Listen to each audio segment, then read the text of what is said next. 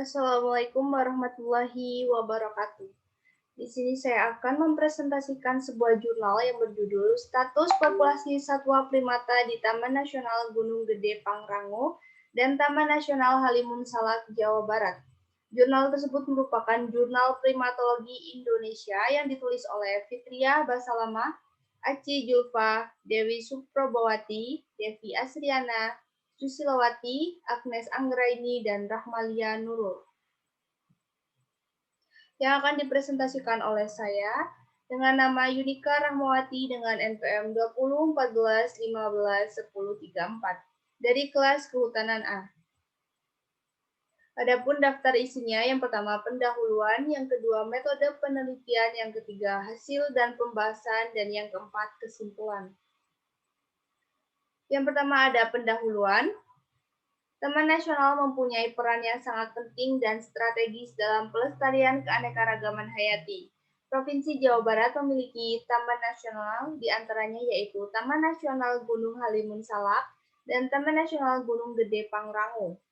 Pendidikan Konservasi Alam Bodogol merupakan satu lokasi yang berperan sebagai salah satu tempat untuk memperkenalkan kekayaan alam hutan hujan tropis kepada masyarakat umum dan masyarakat di sekitar kawasan Taman Nasional Gunung Gede Pangrango.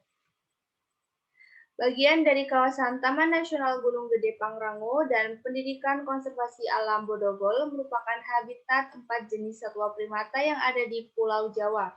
Jenis satwa primata di kawasan ini yang dilindungi IUCN memiliki status endemik dan critically endangered adalah oa Jawa dan surili.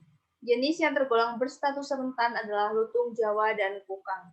Keberadaan satwa primata pada kawasan konservasi ini terancam oleh peningkatan aktivitas manusia seperti ekowisata dan pertambahan jumlah penduduk di sekitar kawasan. Adapun tujuan dari penelitian ini adalah untuk menganalisis status keberadaan populasi jenis satwa primata dan mendapatkan informasi faktor pendukungnya. Baik, yang kedua ada metode penelitian. Pengambilan data dilakukan setiap tahun sejak tahun 2000 hingga 2006 yang dilakukan di Taman Nasional Gunung Gede Pangrango. Lokasi pengamatan kedua yaitu di Taman Nasional Gunung Halimun Salak. Untuk pengambilan datanya menggunakan metode line transect yang dimodifikasi dengan mencatat objek target pada jalur pengamatan yang telah disediakan oleh pihak pengelola. Pada 3 jalur berbeda pada Taman Nasional Gunung Gede Pangrango terdapat dump, short track, dan long track. Pada setiap jalur dilakukan penelusuran dari titik awal hingga titik akhir jalur dan pengulangan dari titik akhir ke titik awal jalur. Berikut merupakan gambar metode transect garis yang digunakan untuk penelitian. Yang ketiga ada hasil dan pembahasan.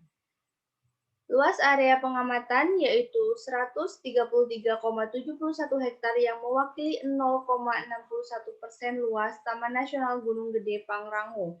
Faktor-faktor yang dapat mempengaruhi jumlah populasi antara lain kondisi habitat, ketersediaan pakan, keberadaan predator, dan aktivitas manusia. Menurut Supriyatna dan Hendras 2000, populasi surili paling terancam di antara jenis satwa primata lainnya karena jumlah kelompoknya yang kecil, rasio perbandingan kelamin, fragmentasi, dan penyempitan habitat. Tingginya populasi lutung dibandingkan dengan oa dan surili mungkin karena sumber pakan yang melimpah bagi lutung pada kawasan pendidikan konservasi alam Bodogol, serta sedikitnya ancaman predator.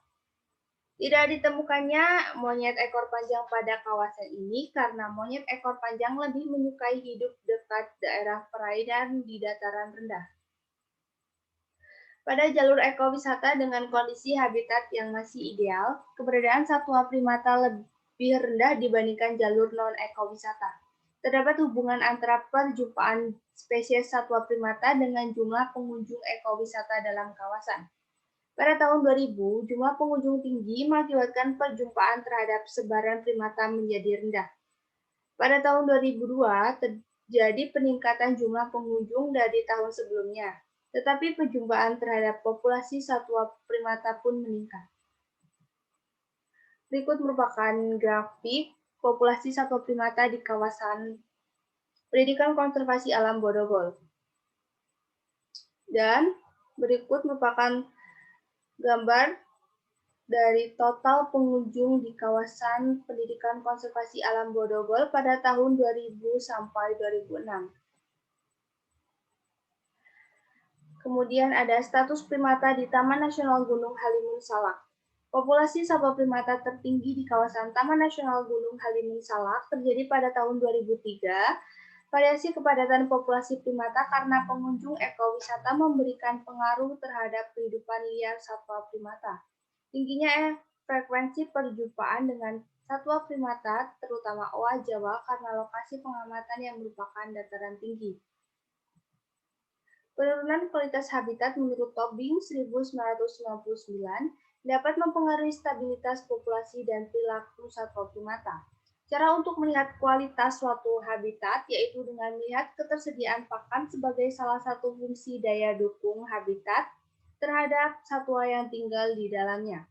Berdasarkan hasil pengamatan dapat dilihat populasi satwa primata cenderung lebih tinggi pada kawasan non-ekowisata.